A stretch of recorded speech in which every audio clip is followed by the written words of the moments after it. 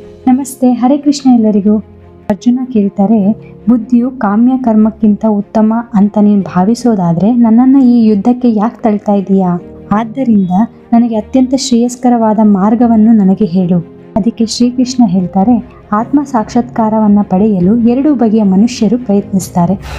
ಕೆಲವರು ಅದನ್ನು ಅನುಭವಗಮ್ಯವಾದ ತತ್ವಜ್ಞಾನದ ಊಹೆಯ ಮೂಲಕ ಸಾಧಿಸುವ ಪ್ರಯತ್ನದಲ್ಲಿರ್ತಾರೆ. ಕೆಲವರು ಭಕ್ತಿ ಸೇವೆಯ ಮೂಲಕ ಸಾಧಿಸುವ ಪ್ರಯತ್ನದಲ್ಲಿರ್ತಾರೆ. ಮಾಡದಿರುವುದರಿಂದಲೇ ಪ್ರತಿಕ್ರಿಯೆಯಿಂದ ಬಿಡುಗಡೆ ಹೊಂದಲ್ಲ. ವೈರಾಗ್ಯ ಮಾತ್ರದಿಂದಲೇ ಪರಿಪೂರ್ಣತೆಯನ್ನು ಸಾಧಿಸೋಕೆ ಸಾಧ್ಯ ಇಲ್ಲ. ಪರಿಸರದಿಂದ ಬಂದ ಗುಣಗಳಿಗೆ ಅನುಗುಣವಾಗಿ ಕರ್ಮಗಳನ್ನ ಪ್ರತಿಯೊಬ್ಬರು ಸಹ ಮಾಡಲೇಬೇಕು. ಆದ್ದರಿಂದ ಯಾರು ಒಂದು ಕ್ಷಣವಾದರೂ ಏನನ್ನು ಮಾಡದೇ ಇರೋಕೆ ಸಾಧ್ಯನೇ ಇಲ್ಲ. ಕರ್ಮೇಂದ್ರಿಯಗಳನ್ನ ಬಿಟ್ಟು ಇಂದ್ರಿಯ ವಿಷಯ ಬಗ್ಗೆ ಮನಸ್ಸನ್ನ ಇಟ್ಕೊಂಡು ಖಂಡಿತವಾಗಿಯೂ ತನ್ನನ್ನು ತಾನು ವಂಚಿತ ಮಾಡ್ಕೋತಾ ಇರ್ತಾನೆ.